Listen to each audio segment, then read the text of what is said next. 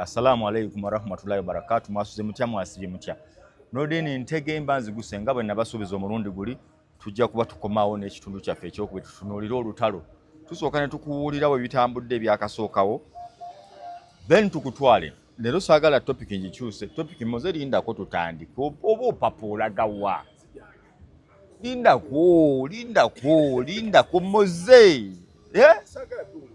Sigambye owulire naye mmoze ne mutugambire ku mmoze wa Megatroni tawummula buli gwalaba n'asituka naye nga mbadde nkugamba nti tutandise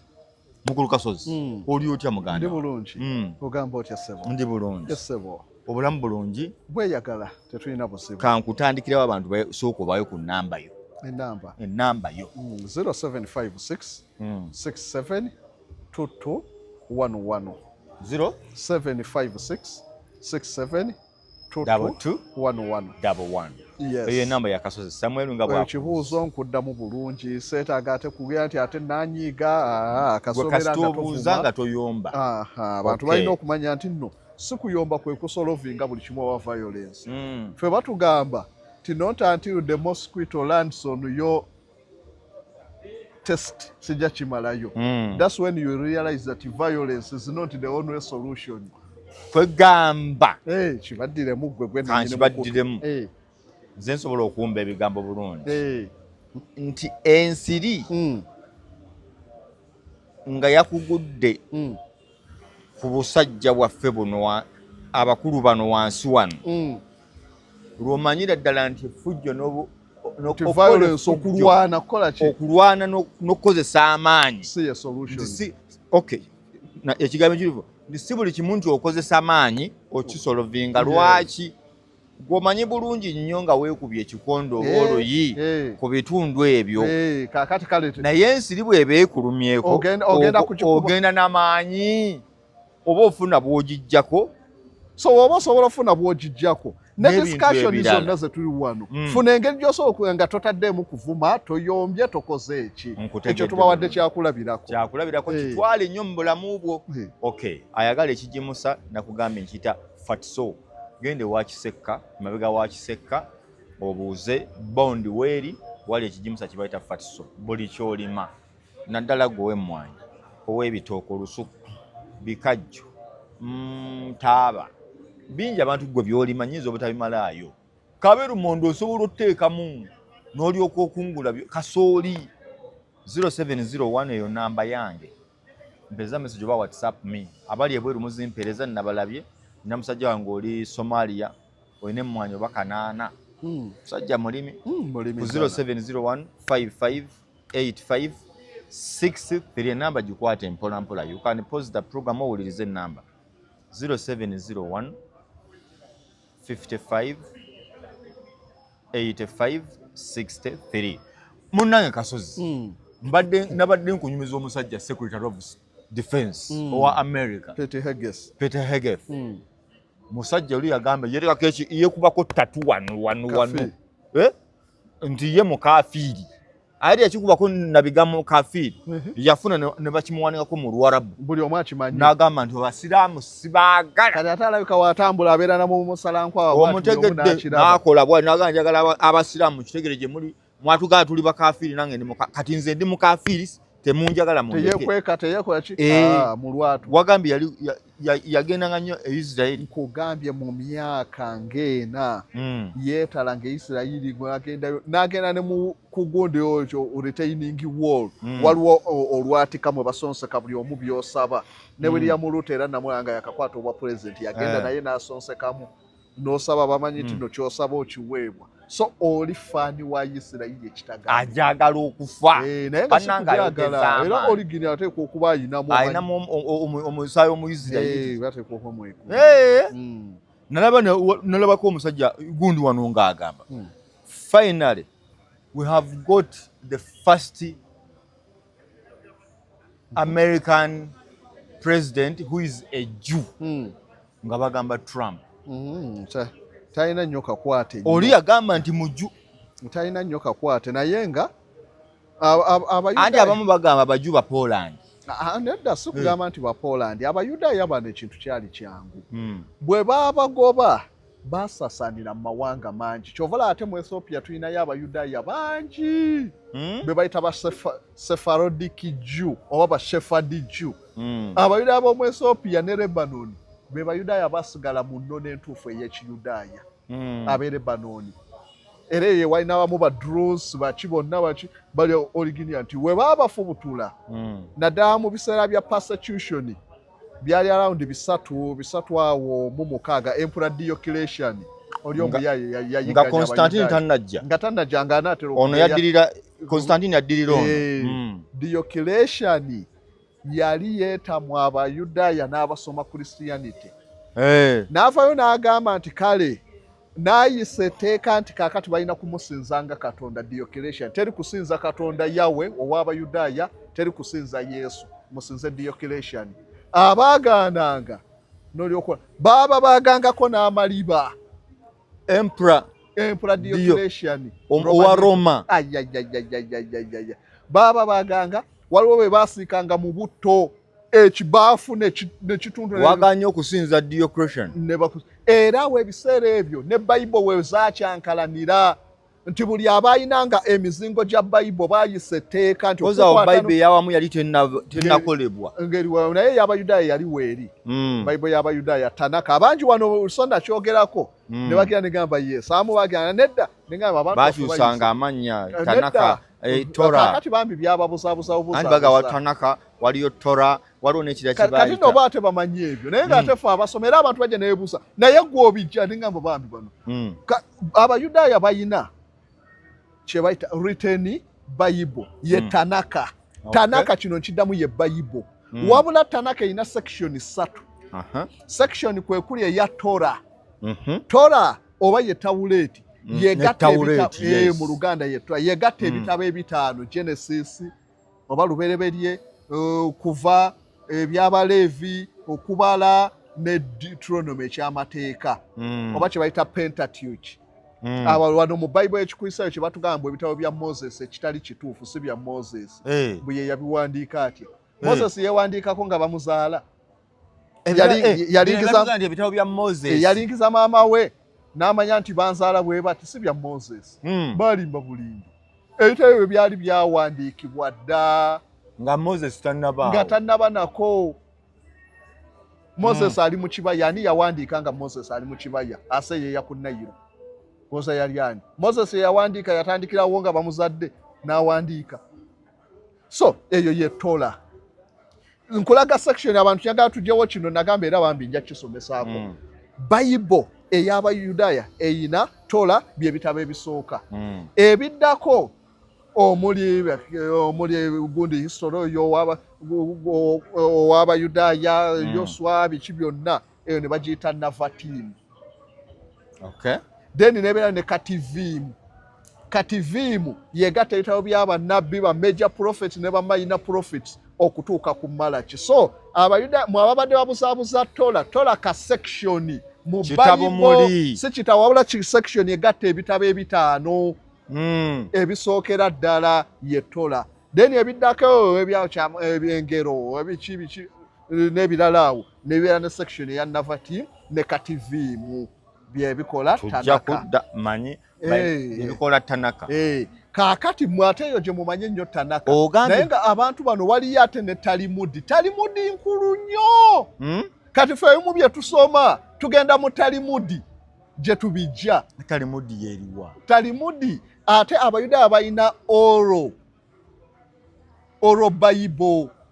waliwo bye bakwata nga buli Muyudaaya obikwata mu mutwe n'obibulira omwana n'omwana n'abibulira omwana ng'ebagitambuliza mu mutwe era kyovolaba Abayudaaya kye kibakuumye ng'eggwanga eyava e Buyudaaya n'ajja e Rwanda ayigiriza omwana Tora ey'omu mutwe n'omwana n'ayigiriza omuzzukulu kaakati baatuka ne bagamba naye bane tetujja sobola gitambuliza mu mutwe naye ne bawandiikayo ekira bye baababuuliranga ebyo nga bwe bajja okugamba wano abaava e Rwanda tibajjajja mwe baali bava e Rwanda bayita mu Akagera empologoma zaabaganga wano tebaabiwandiika naye mu ngero tubirina oba nga olaba Walumbe ne Kayiku nti Walumbe yali ajja yakola bwati ne bwati nga ebyo abantu babinyumya eyo oral Tora kaakati bwe baagiwandiikamu ekitabo kyekyo Talimudi mulimu ate ebitali mu Bayibuli nga eyongera okugeza bye babagambanga kali nebeerayo ne midrash eyo naye eringa ngate yate ennyonnyola oba exegesis abasoma divinity eyongera okusomesa nti oba katugeze nga tafusiri mu Busiraamu nti tafusiri eyongera okunnyonnyola surati kikyetegeeza munda neyingira mu busomyo kakati ne midrash naye yongera ate nebeerayo ne kubalistic ey'abakabalistic ate nakyo ekyo waliyo ekitabo ekyayo nga kyo kinyonyola mysteries z'Abayudaaya kirabika kyekikola bomu kiri kinyonyola mysteries z'Abayudaaya kasagenzeko ballistic abo be balwana mu lutalo lwa Isirayiri nedda balibo be banyonyola mysteries ez'Ekiyudaaya Adamu yabatya amataba ga Nuwa bo be bongera okunyonyola nga olaba Buganda be balina myth nti waliwo kintu nabeerawo ki nabeerawo nti ebintu ebyo ebigeresebwa kakati n'ebyo byonna nga bwe tulina nti kakati ebika byaffe byajja bwe biti ekikere kyali kiri ku gundi yali agenza okuyiga engabi n'ekola bweti kakati ebyo byonna kabalistic be ba expert be balina abakugu abanyonyolezo myth z'Ekiyudaaya oli yagenda wakayima n'akola bwati ne bwati ebyo weebityo so kakati ebyo byonna ffe tujja tubigatta era abantu bangi badde nga babuuza naye gw'obijja bannaye ffe tulina bye tugendako extra effort n'okubabulira abantu nze Kasozi nalinga mubuulizi nze lwakubanga effort kaleerwe ne tugenda ebuwenge ne tukola so n'embeera mukugu nnyo mu bya Bayibuli obimanyi kyovola nti no tubigenda deep ate n'embigenda wala okusingirako ddala so tuba twogera ebintu ebimu tomala gavuma nti mwe mubijjawa tugatta ebitabo n'osoma Tanaka nojja n'osoma gundi Talimudi nojja n'osoma ne Septuaginti nayo Bible gyeri ey'Abaguriiki ate eyo yeyinako zino zonna ez'Oluzungu ziva mu Septuaginti y'Abaguriiki ebisinga bya New Testament tebabiwandiika mu Luhebulyo babiwandiika mu Luguriiki so kati Septuaginti ey'Abaguriiki ye Bible eyaddirira ey'Abayudaaya Tanaka kazine zamwe zikingije musiwowe duplicate yali awo zino eza keba King James kanso y'Enisiya nejja nayo neyisa ebitabo tino bino byebikirizibwa ate ne bajja kanso y'Emirani negaana ebimu gw'omanya akavuyo akali awo mu kuwandika Bible eno gye tusoma tulituukayo eyo tulijja ne tugira wabadde ontwadde wa Emperor yali eyamalawo Abayudaaya mu bisatu Diocletian kakali Diocletian we yabayigganye nnyo buli abalina ebitabo ne badduka nabyo kyovola emizinga egimuwalo gwe bakazuula gyabula ne bagisanga mu Abayudaaya baali bagezi nga baddira ne bagiteeka mu bisi gw'enjuki ne bakola envumbo ne bakola nga olaba kijjo oba ekisuwa ne basonseka omwo ne bateekako envumbo n'omubisi gw'enjuki biwangadde emyaka n'emyaka kaakati abasima empuku bakyologisi be bajja babigwamu abagendeyo ne babigwamu byebyo ebijja bikozesebwa kyovola ebisinga ebitabo tebabiteeka mu Bayibuli omuzingo ogusinga ogw'Emisiri bagusala 1945 semata obwokubiri nga gulina content atamanyi n'ebimu ku bitabo ebiri mu Bayibuli nga byawukanira ddala si kwawukana naye nga biwa detailed information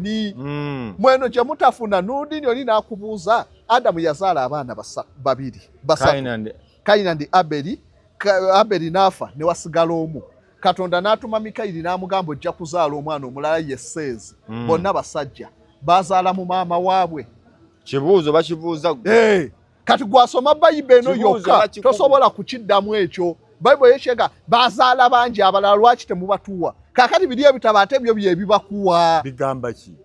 byebikugamba nti Adamu yali saalonga emirundi ebiri ng'azaala balongo yazaalanga balongo Kayini alina omulongo we Kayini bamuzaala n'omuwala era nga woolaba ebinyonyi webizaala bino ebizaala obubiri kawala na kalenzi etteeka ly'obutonzi we lyali lirina okubeera babiri Kayini alina omulongo Kayini bamuzaala ne Luluwa omuwala omulungi gwe boogera Luluwa era nga mu Bayibuli boogera ku mayinja aga Lulu ag'omuwendo yali mulungi Luluwa ekigenze wala hayiti figa buli kimu nga mulungi ebituufu ekigenze wala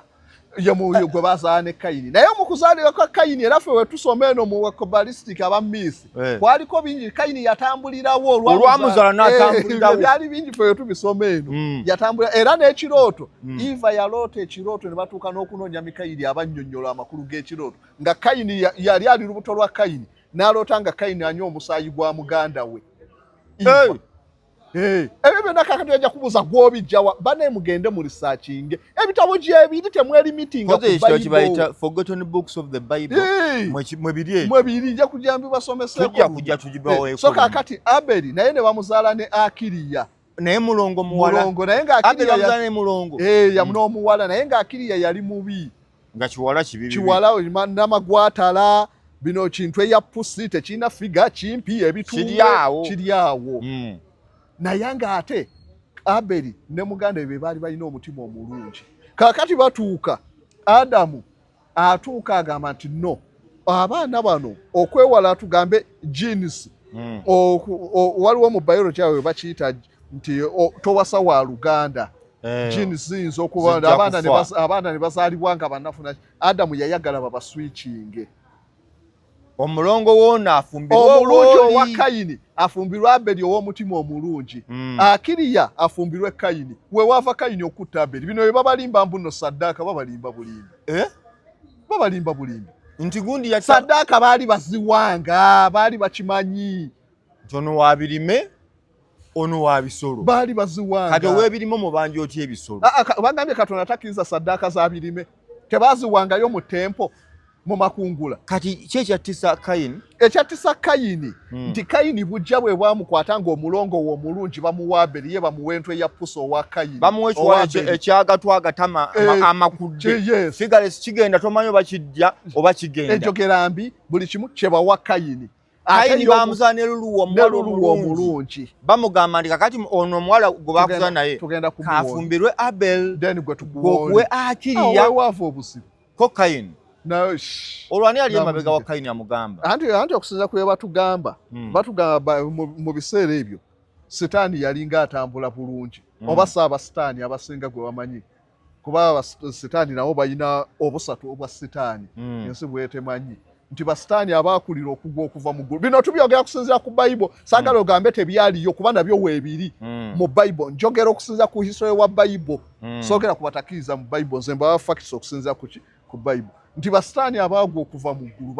baali basatu be baakulira okwekalakaasa ani nani kwaliko asingira ddala baali bamuyita Azazeeri era oli wanaabawakana genda osome mu by'omu mirembe olabe nti ne Katonda yali awa Azazeeri ekitiibwa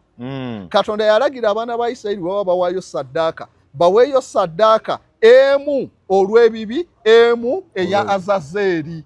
era gye bayita scapegoat waddiranga ebibi byo we bakusabira kabona n'akwata ku mbuzi baagiranga agabuzi agayina agooyagana agaleebeeta noleeta eribuzi eryo kabona n'asaba ng'okutte kuli ebibi byonna ne bidda ku mbuzi ne bagita n'egenda mu ddungu n'efiira eyo Azazeeri yagisanganga n'agirya so kyali tteeka oba owaayo saddaaka neya Azazeeri Katonda naye yali arespectinga ssebo mutulabya nti abo tusooke tubakomyawo tebannatusasula batusasule naye tugibatemeretemere bwe munaasasulanga tugitemeeratemera tunaa nti mutuuse tubaleetere ne facts tubawe Adamu ava atya mu Eden atuuka atya gye yasulanga wa afa atya omusota gwali musota yali Setaani Adamu yawasaako nga tannawasa Eva byonna ebyo tujja kuba tubibaleetera Setaani ebikabe basitaani abasatu ne Katonda baatya abo sebo Setaani yaliko ku nsinga ayogera alabika yali talabika ebyo na tujja kuba yes tuzeyo Roma soka akati to Diocletian bwe yayigganya nnyo Abayudaaya badduka mu bitundu ebyenjawulo kaakati baagezangako okudda nga naye Roman Empire tebakkiriza ne basaasaana olw'okubayiga nodeni gwe basobola kaakati katugeze kale Busoga bakuyiganyiza Busoga muganda wo bamusiise mu butto osobola okudda ebusoga nga waddukira ekigezi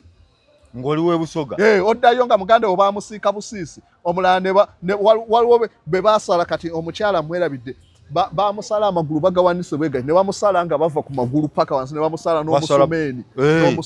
ng'awulira abalala babasalako amabeere abaana babatwala nga mu Abaroomu nga babikola bakristaayo si paapa abantu abamu bavunaana bapaapa mupaapa battanga no temuvunaana bantu wabwere oba paapa bwaliwo naye tebwalina buyinza mu biseera ebyo Baroomu ba empula be babikolanga anti oli agamba bapaapa batuuka batya okugenda e Roma okudda e Roma. Ate ekyo nayo tujja kutuukamu balage origin nti okuviira ddala ku Peetero we batandika kiremu ya Paapa. Peetero yagenda n'afiira e Rome. So we baamuttira e Rome kaakati awo oluvannyuma abakristaayo ne balyoka batandika okukola ki okupraisinga Paapa era n'abakatuliki we batandika okugamba nti nno ye Paapa eyasooka naye nga si kituufu Peetero yawasa Paapa tebawasa eyo balimba bulimbi naye nja kulaga bapaapa abaddirira so kaakati tunaakomawo nga tuli mu eyo kaakati mbadde nkyakulaga nti bangi baddukira mu mawanga ag'enjawulo abasinga baddukira mu mawanga ga Buwalabu naye gye waddukiranga era nga babayiggayo ne beeyongerayo kyova olaba abaasigala mu Buwalabu abo abasinga ba Sephardic Jew era ne mu Isirayiri babasosola abaddayo abaava mu Buwalabu baasigala ddala mu mpisa ey'Ekiyudaaya etuukiridde naye baddukira mu nsozi z'e Lebanoni awo ye paradise yaawo mu bitundu awo nnungi nnyo eyina ensozi eziriko omuzira amazzi gonna agasinga gafubutuka Lebanoni gaakabwasi galinga gano ogenda bagano ng'ogenda ng'oyisizza embaale ogenda e Kapchora Mississippi Falls oba ne Wanaale ne wobeera wano olengera Wanaale amazzi nga gayiika so kati Lebanoni eyina ensozi ennungi ezitagambika Lebanoni eyina naye ate ndaba ye wasinga ba Hezbollah baliwa bali Lebanoni naye bali ku nsayidi eno eyinanidde Isirayiri enfu naye eri okweyongera ku gundi ewali emyalo gi Sidoni ewali gi Phoenicia n'ebirala wonna walungi ddala era n'okuzimba okusinga bakozesanga miti givudde Lebanoni balina ebibira ebirungi ku nsozi so kaakati abaddukira eyo Abayudaaya bo baasigala waawo abalala ne badduka Spain abalala ne baddukira eno mu Afirika Ethiopia abalala ne bakwata awo mu Balukani Serbia ne beeyongera ddala paka Ukraine paka Russia kaakati abaddukira awo mu Poland baatuuka intermarriages bajjanga bawasaabayo kyova nti no tulina Abayudaaya abayina abali mu Yise abayina embe ensongovu ziti ng'ez'aba Bush baani bonna naye busaba abaddi Abayudaaya abatuufu ba Semitic people babeera n'emitwe nga gy'aba Muhammad Salah myetuufu abo be ba true Semitic balinga Bawarabu ba Luganda Isimayiri ne Isaaka Baluganda so abo bonna boolaba Misiri ba Algeria bonna they are Ismailites bamigratinga kuva wali ne bajja ba inheriting ebitundu bino ebyalimu abaddugavu Egypt yali y'abaddugavu eyedda era bafalaawo abo bonna banefate ekyo nayo kitubogera bafalaawo baali baddugavu naye kaakati baatuuka Egyptian kingdom nesaanawo ba Ismailites ne bava mu Buwalabu ne basenga awo kati ebigambo byonna ebya Bayibuli ebyogerwako awo basajja boogera baddugavu baali baddugavu bafalaawo abo boogera ku Bafalawuna baani abakambwe abo nkugambye gwe newonoonya bonna wotuna entaana ya Tontani Kahameni gye baakazuula kati baali baddugavu otuna gundi waliwo Nefertiti ne Hatshepsut yali ku gundi Cairo International Bank omukyalo oyo ayambadde ekikulowe kiriko enswera kiriko kibaali baddugavu bonna baddugavu piramidi zazimbibwa ku mulembe gw'abaddugavu piramidi ndoosa yali falawo kyafu abakuba bazimbira okumala ebbanga eriwera so waliwo naye ndoosa kyafu be bamu ku baasembayo okuzimba baali bonna baddugavu so kaakati Abayudaaya abaakomawo abasinga abajja kati mbadde nkuzaayo eri ku Trump ayina mukulu ju oba ye yeesibayo bwesi ateekwa okuba kubanga egyo alinako origini lw'e Germany Germany awo Abayudaaya bangi abaali mu Germany kaakati mu kudduka mu kugenda eyo bangi baatuuka kati nga bw'olaba Abannalwanda abasinga abakulidde wano e Buganda abaana bo bagamba Baganda ffe tuli Baganda naye ng'omulaba ennyinda eri bweti nomubuuza Lukundo we Lukundo Mathias Lukundo nga tomunyumiza y'ensamba nga yensamba tetugambye ensamba alina nga yembidde gwani nze mukasambidde nga naye maama waliwo n'omulala w'e Kalungu eyo mu MP eyakasibatuka abo badde so kaakati bangi bamaliriza nga olw'okuba assimilation ne basimulatinga abantu befa kogata ne policies nga ze nakulaga eza Napoleon ez'abaforcing okwadoptinga amannya bangi baatuuka era Isirayiri mu kugizaawo bangi baawakana Abayudaaya tufe bane tetubiriiko ebyokuzaawo ensi eyo ffe twafuuka dda Bajamani twafuuka dda Amerika naye bano abaali bakwata ekigambo kyabwe eddiini yaabwe bali mu mitwe naye abasajja abo nze nina kyembanenya bw'onoonya ensi eno buyiikiriza bannaabo Abayisirayiri lwaki bwe banaakugamba Abaganda gye baafubutuka okufuuka Abaganda Benue River Benue ne Niger bantu gye baatandikira migration okitegeera kati naffe tugende tukireiminga obutaka bwaffe kaakati ekintu ekyo kisolovinga nja kujja nsomesa abantu tetugenda kugenda wala nnyo tubesinge ku mateeka Uganda ge tulina tulabe kireimu za buli omu ani nannyini ku mateeka age Uganda genja okukozesa tugeraageranye nti omuntu avudde eri nti Katonda ngambye genda ovudde e Malawi akale nuludini ovudde Busoga Katonda gambye jangu otwale olubiri emmengo tutunule ku mateeka ga kaakati ani abeera ne right Katonda gwagambye oba gwasanzeewo nja kujja tutunule ku mateeka awo tulabe gagamba tutunule n'omuntu eyekyanze n'ova ewuwo n'ogenda ewalala n'okomawo oluva kuba Abayisirayiri bagenda e Misiri ne bamalayo emyaka 4 ne badda ne basanga bannaabwe abaagumira eddungu nga gye bali establish biri awo bingi kyenga biri awo bikonenkugandi bwobigattagatta no tujja kukozesa ku mateeka agaliwo amatonotono tulaba ani yali badde ne right ani ayina right awantu awo over the other tujja kubitunulamu kuba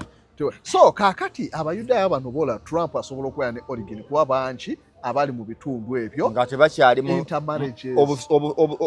obutofaali busikano kati kirala Abayudaaya bano balina police balina nga abawala abalungi ate nga bo bakozesa nti buli famire engagga tugizaalemu tukontrolinga ebyobugagga kaakati famire zesinga abagagga abo abasinga balinanga nnyo Abayudaaya naye otunula abamu ku bafiira mu Titanic abamu ku bagagga baamu baali balinamu origini lweno so baali bakola nnyo kaakati Trump okubanga alinayo akakwate kisoboka olw'okuba kitaawe yali mugagga baafubutuka eno Germany nkotegedde yes kali otuvuddeyo ebadde nno nkunyumiza ennyonyi wano ennyonyi gye baakubye abasajja baakubye ennyonyi Iraq abaki so Iraq eyo America yaddira n'ekutulamu Iraq mulimu ekitundu ekimu era ewali beesi ya America ekyo ekitundu baagana kikutula ku Iraq efuuka ensi America mbi baagala kikutula ku Iraq era ne walaba Irani n'emala enafo bajja gikutulamu ensi nga 3 kegeza n'enafo bafuneyo nga yaabwe ate America so bakikola ku Panama kyali kitundu kya Colombia we baayagala okutemawo Panama Canal president wa Colombia n'agaana ne uprising Panama ne beekutulako America ne giricognizinga Howard Taft nakiza president ne basimawo Panama Canal America babikozesa bulijjo gwanga baagala nga bali kutulamu kyokka yo nnene teyagala gikutulamu oyinza okugyogerako teyagala gikutulako Ethiopia olwa Haile Mariam Mengistu olwa neddege conference we bakwata obuyinza nga Serasa amaze okuvaako ne badda ku side ya communism America ne bakutulamu ne batandika Eritrea era netulaba Eritrea war of succession bikibi paka era yakutukako so we batakanya na gwanga bagakutula kali ne Iran n'emala egonda bajja gikutulamu kaakati ne Iraq bwetyo kaakati ekitundu mwe bakubidde ennyonyi kyekigwa mu paati erimu ate abatakiziganya na America kirinanidde wano n'okudde eno ku Jordan ne waggulu wa Iran kaakati kirimu nnyo abayeekera ate abataagala America era abamu ku Iran we bakikubidde ennyonyi eno gakozesebwanga gatanka gatandika okukozesebwa dda nnyo America ge gakiyambako okuwa ennyonyi extra range nti bagaleeta ne gasupporting ennyonyi era ne baali bakuba Iran luli lwe bakozesa zibitto stealth ennyonyi we zaasimbula okuva e US zaasanga wagatanka mu North Africa Spain ne bazongeramu amafuta so refueling bazikozesa nnyo ennyonyi eno okulizo sinti nno nwanyi naye nga however much z'amaanyi nnungi nnene nnyo so kaakati okugikuba ebeera damage nnene nnyo ate baagikubidde on combat duty kaakati ya America abatamanyi nnyo America ly'eggwanga gye bakozesa propaganda ne basiruwaza n'omuntu balaba abasirikale b'omu America nga baba traininga omusirikale n'odini n'ogenda kuddwanira Congo n'ojja n'okola lipooti n'ogamba natta abantu 20 bakusiba emyaka 2 n'ogamba nti natta abantu mu America bwe baba basomesa ab'amagye ekifuulo ow'amagye n'akuba abantu ekyeyonoonero nga teyejjusa namu babagamba gwokola gwa kuba ogwokutta gwa Katonda gwokuba bukubi kyovola era bagamba ti we have terminated tetwasse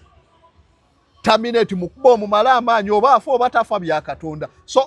omusirikale gwolaba akubba essasi n'atafa nayo bamugamba gwogugwo kuba kumutwe kuba kifuba naye okufa kyebakola okukibakinga ne evidence babaleetera abantu ab'enjawulo Kasirye Gwanga yagamba nga ye alimu essasi lyasigalamu bamukuba essasi wali abantu gosanga bamukuba amasasi 8 gonna gali mu mubiri n'atafa ne bakuleetera linga essasi lyamu bawano ate ne lidda waggulu ne litadda mu bwongo n'asigaza ne bakuleetera linga lyamu bawano wonna kati waliwo ekisirikale pano gwange yanyumiza baali gundi eno Iraq naye bamugyamu mu Enyonyi ku kampu nga bagenda okubalinnyisa ate Enyonyi endala ey'amagye naye be bamu ku be basookayo genda okulaba oba banaasobola okukuuma naye baleeta jeno si jeno naye bamu ku baali bakulira kampu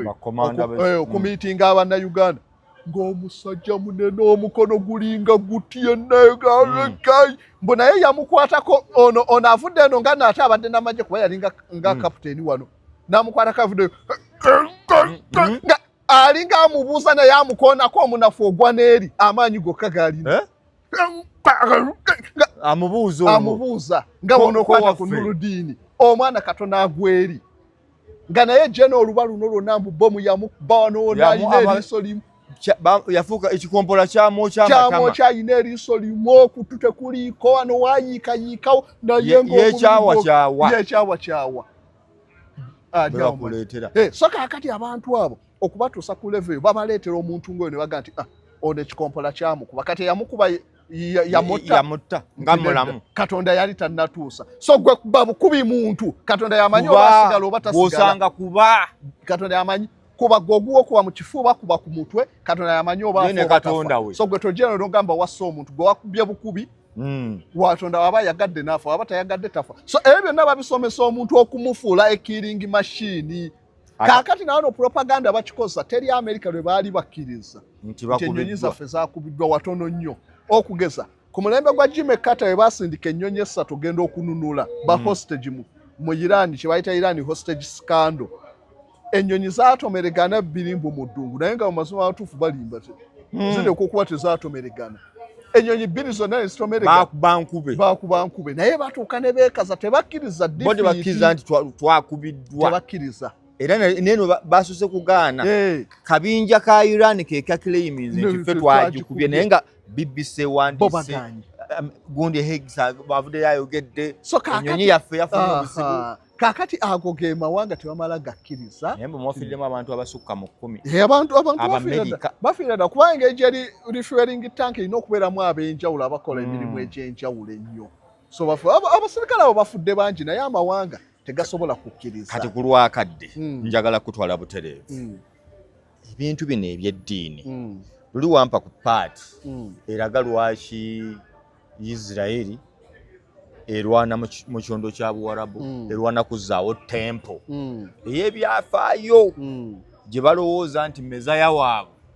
alina okudda ng'ekola ki nga weeri kyekimu ku kakwakuliza akayina okubeerawo ogambye omukulu agambye ate leero Netanyahu yayogedde ate mabega wali nadde njagala naye abasinga bayinza okuba bakalabyeko kuba n'amasimu nagafunye mu bantu banjawulo nga be bankubira be baŋŋamba owulidde omusajja byagambye Netanyahu naye nze nakasomye gundi babadde bagita Pakistani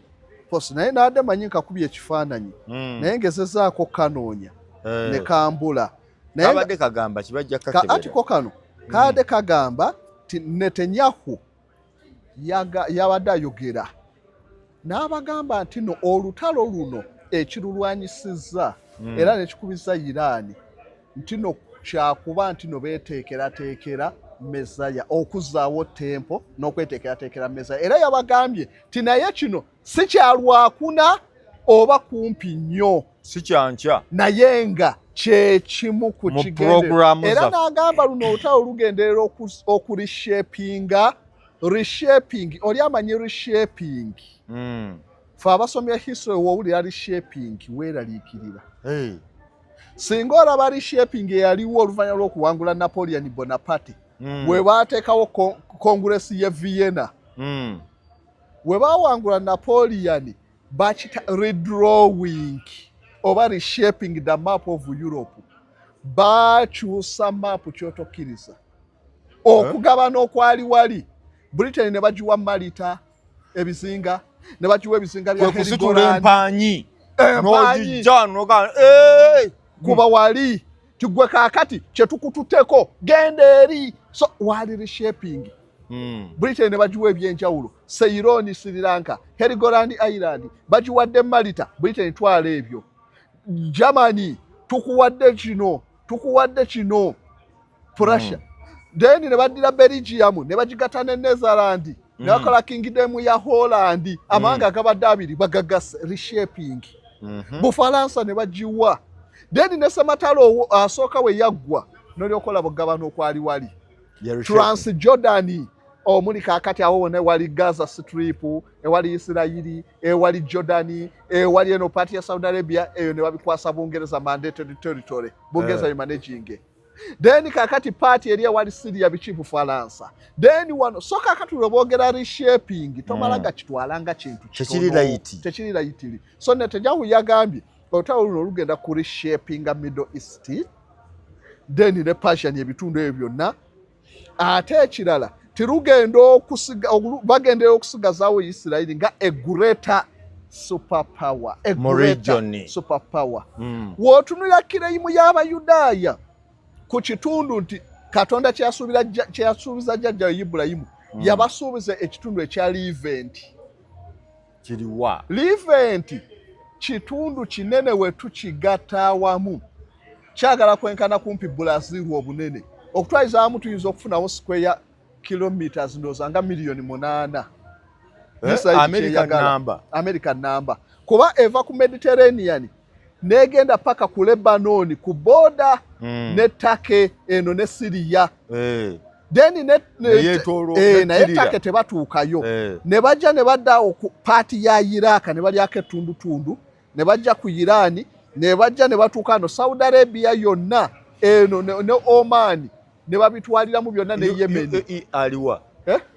bamulese bali kaliawo ate batwala eno Iran UAE ne kasigalawo bamunyigiddawo kaliawo bonna bukata Bahrain buliawo Kuwait bonna buliawo ne bajja kaakati na wano Egypt ne batwalira mu Sinai Peninsula ne bakane Goshen ku party ya Egypt ewali ne Cairo kumpi byonna ebyo babyagala mu Greater Israel Omu-Israel kyayagala ensi zonna zeetaaga kuba zaasuubizibwa jjajjaabwe Ibulayimu balina zinunula era buli lutalo olwolaba Isirayiri erwana kiba kiganyi nnyo obutafunako territory gyewamba entalo zonna zezeewamba erwana ebadde ewambako we bagiteekawo UN resolution 1947 baagabanya ebitundu mu Palestine ne bajjanga bakigayo kali akatundu kalimu Abayudaaya tukaba Abayudaaya kano kaba Palestine Abawalabu ne bagamba no tetukkiriza enkeera lwe badikirayenga eggwanga erya Isirayiri emmundu ne zivuga Isirayiri yagenda okuvaawo ng'ewambye n'ebitundu bye bawadde Abapalestine ebimu ebitwaliddemu mu lutalo olwasookera ddala ne tudda mu 67 Jordan yali ekontrolinga Jerusalem yenna then nga Syria erina Golan Heights zaayo Egypt Sinai Peninsula yonna yaayo mu 67 ebyokulwanyisa America bye yabawa ne support bamalizanga Sinai Peninsula bagiwambye ku Egypt nga naye tundu lye bawambye lisinga Uganda obunene eryo erya Sinai Peninsula Golan Heights ensozi zonna baziwamba bateeseganya bakiyita ziti David's Accord balinayo bakyo Abraham Accord egatta bonna abaana ba Ibulayimu egatta Abawalabu n'Abayudaaya n'ebirala baatuuka endagaano yo yakifaamu mangu Egypt Golan Heights ensozi ezo Syria bazitwala kaakati baalemerako paati esinga obunene Jordan ne bagitwalako ne batuuka n'okuwambira mu Jerusalem yonna so bo bano bekweka oyina ebyokulwanyisa otabangude nga baagala kuwamba we basudde gavumenti ya Bashar al-Assad batwaliddeko etundutundu lya Syria kati tanka za Isirayiri zesiriyo so buli lutalo lwe balwana batwala ettundutundu. Lwaki? Baforminga greater empire ya Isirayiri. Isirayiri. So abasinga ekyo bakinegirekitinga naye otunuulira entalo ze bazze balwana ebitundu bye bazze bawamba bitono ebibadde bidda ebisinga balwana batwala kaakati balwana batwala kyovola nti Gaza ejja kugenda bajja kukola kyonna ekisoboka we bamala Gaza kino nkibagamba abawakane West Bank tejja kuwezaawo myaka 10 mu maaso kijja kuba kizibu nnyo kebamala okunafuya Irani bano ba Saudi Arabia nga bo omukira basooseka mu magulu we banafuya Irani era no surprise Irani gyekoze yeyongeddeyo pulaani yaabwe West Bank bagenda okugoba omu Palestine yawo naye akiwulire Abayisirayiri n'Amerika. Lwaki ekigendera kyonna kya lusozi olwo Jerusalem Temple Mount Abayudaaya bo bakimanyi okuviira ddala ne wosoma ebitabo byonna okusingira okuviira ddala ku King David n'abalala bo bakimanyi nti Isirayiri okubeera obulungi erina okuba ne kabaka kuba mu kusooka tebaayina kabaka basooka kulemberwa Moses ne kuddako Yoswa ne Kolebu n'abalala Yoswa we yafa ne babeera ne period awo nga tebalina mukulembeze ng'ate amawanga amalala gabeetoolodde Abamidiyani Abamowabu abakibo balina bakabaka nga buli we mulumba bali balina kabaka akomandinga Abayisirayiri ne bajja basaba Samwiri nti naffe tuwe kabaka Samwiri n'atuuka ne Isirayiri yamala ebbanga ng'efugibwa balamuzi era ekitabo ekyo ekyabalamuzi banyonya period eyo Isirayiri we yali teyina nabbi weeteyina nga Moses mukulembeze ate nga teyina kabaka ng'efugibwa balamuzi era Samusoni bwe boogerako eyatta empologoma n'asuula ekizimba Abafirisuuti ne bafiiramu y'omu ku balamuzi abaasooka ne Debula ekitabo kya Debula yali mukyala naye yali omu ku balamuzi abakulembera Isirayiri kaakati ne batuuka ne balaba nti ekinyonyi nakyo kitufuukidde ekizibu oba kibiika Mozajja atugobere ku kinyonyi kino so kaakati ne batuuka ng'abalamuzi tebasobola kulembera bulungi nga Isirayiri ekubwa ne bagamba naffe twagala kabaka Katonda n'abakkiriza ne bafuna kabaka Sawulo n'abeera kabaka asooka ne David kaakati achievement ze baafuna ku David ye yabawangulira Abayebusi ne batwala Temple Mount awo Yerusalemu kyali kitundu ky'Abayebusi oba Bajebusites kaakati we yatwalawo ne baddayo emabega mu byafaayo ebimu ebibaagaza ekifo ekyo nti ebyafaayo byabwe biraga nti awo ku lusozi Ibulayimu we yali ayagala okusaddaakira Isaaka Katonda n'aleeta endiga ku lusozi olwo bakiyita gundi Mount Moriah lusozi luwanvu naye kwe kuli akatundu awo Temple Mount nti awo olwo bakulaga nti no kifo kitukuvu nnyo ne bavaawo ne bajja we yali gundi adduka Yakobo ng'adduka ku Esawu yatuuka n'akoowa bwe yakoowa ne yeebaka n'aloota kye bayita sitawe nga woolaba amadaala nga bamalayika bakka balinnya n'agugumuka we yagugumuka awo we yagambye nti no kino nkizudde ddala kifo kitukuvu awo ne bagamba Abayudaaya nti awo jjajjaabwe Yakobo we yalondera ekifo ekyo we yeebaka we yawumulira n'aloota kati Abayudaaya we bajja okulwanira Yerusaalemi nti okuva edda kifo kyabwe kitukuvu kati ndaba gundi Abasiraamu naddala Abapalestine awo boogera ku Al-Aqsa ali emu ku bifo Israel byagala okumenya yennyini awo era nga bakugamba kifo kya kusatu mu Busiraamu nti bw'ova e Mekka n'odda e Madiina eriyo masigidi eyokusatu mu kubeera kuba nabbi awo yasinzira okwambuka ogenda mu ggulu kaakati bagamba tufa naye ekyokubiri bagamba olwo olusozi lw'oyogeddeko nti Gideon ey'ebisolo ey'Abasiraamu ogimanyi ey'okutta ebisolo era naye esinzira ku nabbi Ibrahim kweva si ya nabbi Muhammad ya Ibrahim kana nabo bagamba ebyafaayo byabwe ate byataakinga kwani ku Ibrahim ate nga kituufu tojja kiwakanya lwaki ate nti abantu abo Abawarabu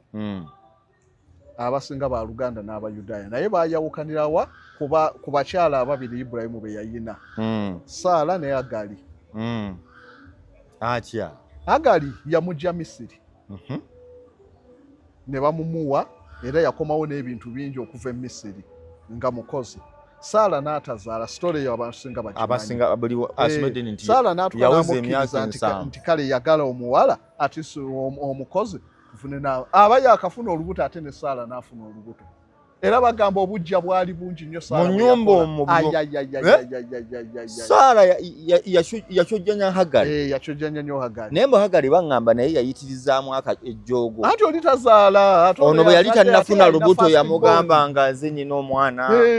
omusajja omutadde wano oli mugumba omukazi ne bimuluma okamala Saala n'alyuka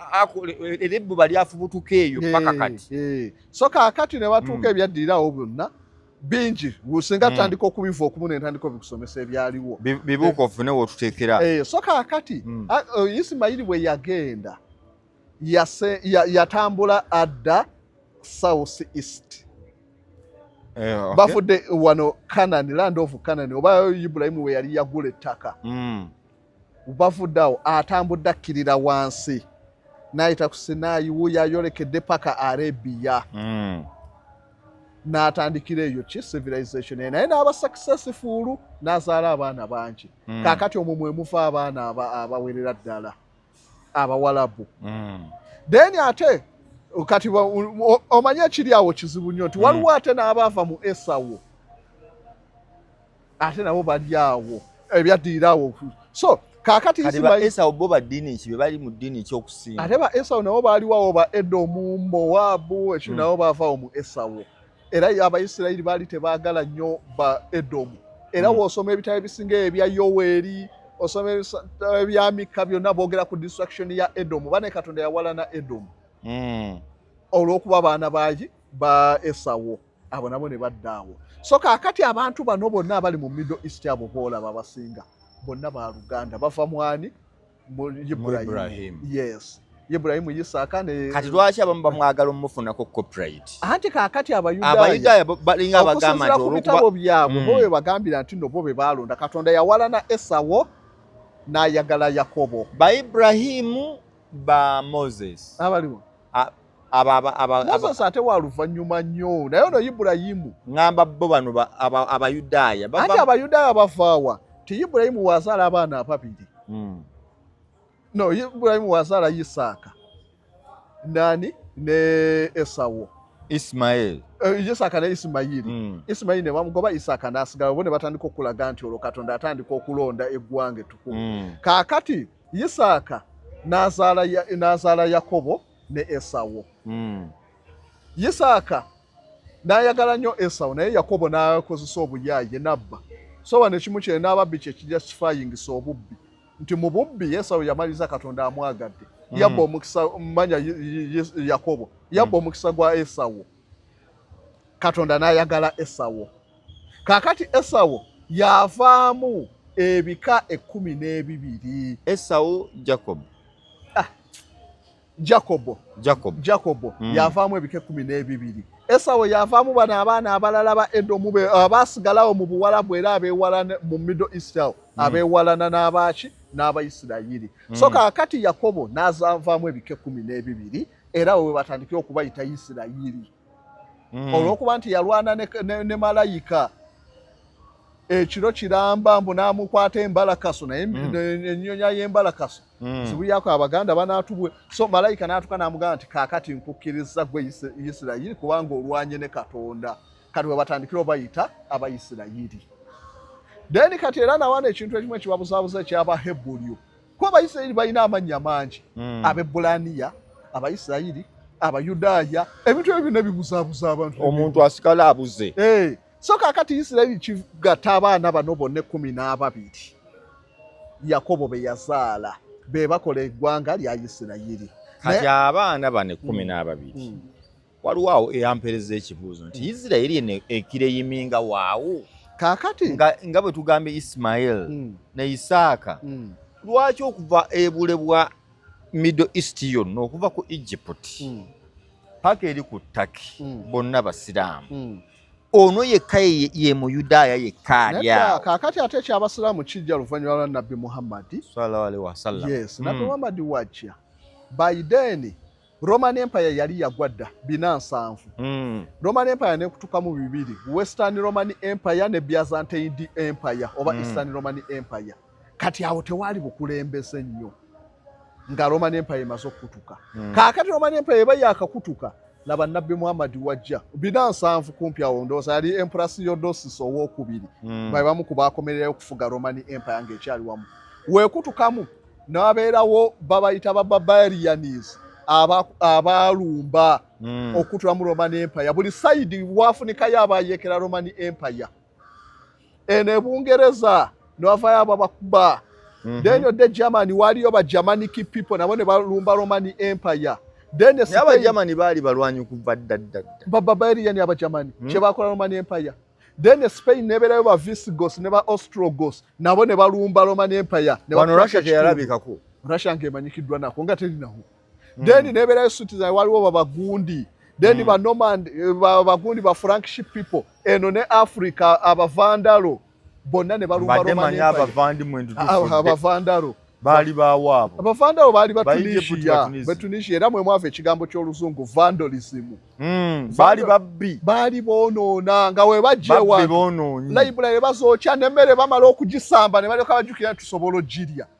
Bali bonoona nnyo soka kati abantu abonoona kwe kubayita kwe kiyita vandalism. Kiva mu bavandala abaali ba mu North Africa, Tunisia. Bonna abo be balumba Roman Empire.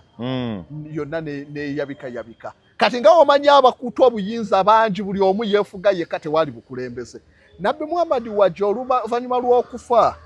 naddala eyaddako Kalifa owookubiri Omar oyo yakola kinene okugeza empire. Yalina omulwanyi we gundi Malik yali mulwanyi nnyo. Naddira Muslim Empire yagejja mu sipiidi etegambika. Muslim Empire kaakati oluvannyuma lwali around Lukaaga. Lukaaga 52 awo. Then bakiyita Battle of Jerusalem. Obusiraamu ne buwamba Yerusaalemi. Awo ebifo byonna ebitukuvu obusiraamu ne bubiwamba. Ne bubuna wonna awo. So kaakati obusiraamu abantu abasinga baakyuka. Kuba obusiraamu bwakozesanga ebintu bya mirundi ebiri. Bwafosinga nga abantu ofuuka abasiraamu oba ne bakozesa kye bayita buti. Buti we bagendanga ne bawamba ente nakyo we bajanguli eyakkiriza nga obusiraamu yagabananga. Tukuwadde. Kati bangi nagamba nze okuba ne balateekangako n'emisolo ng'atali musiraamu osasula emisolo mingi. So kaakati abantu bangi ne bakkiriza obusiraamu. Awo wonna ebitundu byonna ne bikkiriza obusiraamu. Nandi awo ndaba ate bonna balaga Abawarabu. Anti obusiraamu Muslim Empire yali nnene. Yali nnene. Muslim Empire neemala ne gwaawo amayadi gundi bakalifu. Ne bageza Muslim Empire netuuka ne Spain Cordoba ne bateekayo obwakalifeeti bwe Cordoba eno yonna mu Africa obwakalifeeti bwe Sokoto ne wa yonna obusiraamu ne busaasaana ne bwolekera ne kupakawo Kizas River kati ku India. Then ate ne buvaawo ne buyingira ebitundu ebiwerera dda so obusiraamu ne butwala ebitundu binene ebyensi. Kati awo Muslim Empire nebeera nene. Muslim Empire nevaako eno ne waddayo Safavid Empire netwala ebitundu bya Balkani okudda e Russia naye nga naye erimu obuyisiraamu. Then ne walyoka bajjawo gundi Ottoman Empire ate neeyongerezaako obusiraamu yakola kinene nnyo okwongerezaako egyo Masjid al-Aqsa okugigeza. Baani bonna so obusiraamu ne buwambira ddala ebitundu ebyo. Kaakati buno obukristaayo bagenda okuvumba bagezeemu kalumenji nga tebakyataasa nga abantu asinga obusiraamu babuyingiddemu. Kati ovola yawonna ebitundu by'abasiraamu ne Persian oba gye mugambe eya Iran nayogerako ne mbagamba nti waliwo enakola ne mbagamba nti amawanga aga Buwarabu tutwaliramu nnyo ne Iran. Lwaki? Iran abantu bayo ba Persian. Naye be baliwa. Ba Persian baali ba Median and Persian yali king empire emu eyaddamu nti Nebukaduneza abaamuwamba bwali bwakabaka bwa mirundi ebiri ne bwegatta obw'Abamedi n'Abaperusi. Kaakati Abamedi abo be baawamba Nebukaduneza ne bateekawo Median and Persian empire. Medi ne Buperusi baali bafaawo Iran. So kaakati be bantu baawo bogende eddiini yaabwe yanjawulo nnyo bo baali basoma ya Zoroastrianism. Dini eri kye yakola kinene okwonoona obukristaayo. Ebisinga byonna byavanga eno ne bidda mu bukristaayo mu Zoroastrianism. Mute mumanyi ddiini eyo Zoroastrianism. Bino byonna mbu Geyeena oza byali Abayudaaya bamanyi Geyeena mbu heaven Abayudaaya bamanyi eggulu tebyaliyo. Genda osome mu Old Testament nga bagamba nti bajja kubookya ompeeyo olunyiriri goza genda kyafa ebyo byonna byali ba passion mu musaayi bagazi wano mu Europe balina gye bali ba passion awo kyekitundu ennyo bafaanana batya kakati atoluza njawulo kinne tewali nnyo njawulo nnene aba passion be bamuwoolaba Ibulayimu gyava baali bakaludaaya waliwo ensi giwaŋŋamba bagita UR ki Wuuli ensi ya Wuuli ate Wuuli yali eva kyali kitundu nga naye kiri mu Bukaludaaya oba Kalendiyani kakati abakaludaaya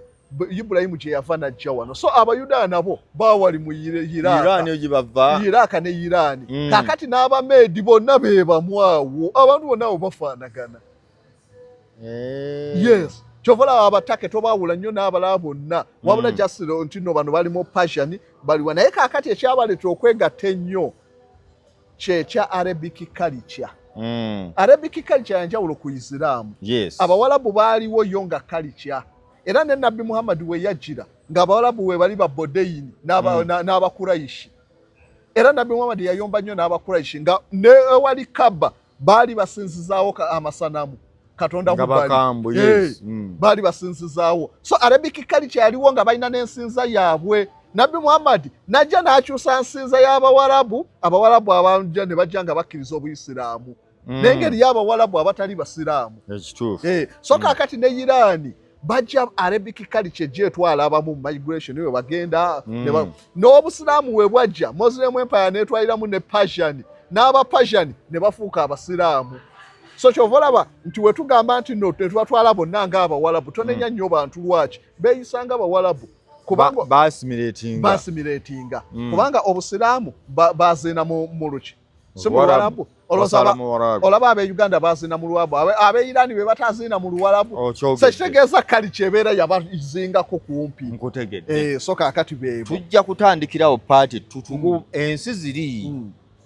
z'olutalo zirufuniramu wa Amerika ono atulaga anoonya tempo ate ye Amerika anoonya ki nnyo kigamba okubanga ali ku mugongo nnyo ogwani ogwa Isirayiri then nga tetunatuuka ku Amerika tujja kusookera ku mawanga ga Europe lwaki Middle East nsooke nkulage Anglo-Persian Oil Company kiki yakola Anglo-Persian Oil Company 1908 nga batandise okwagala okusima amafuta ago bonna bahitira Sematalo owokubiri yenna mafuta ga Buwalabu na Caucasus so mulimu n'ensonga ey'amafuta kyekisingira abalala ne beekweka muki ku mawanga ga Europe tugenda kutandikira omulundi ogunaddako ennamba y'essimu eyange eri 0701 558563 ku kijimusa ekya Fatiso ne ku nsonga endala 0701 558563 tulime tuteeke ebijimusa byaffe mu ttaka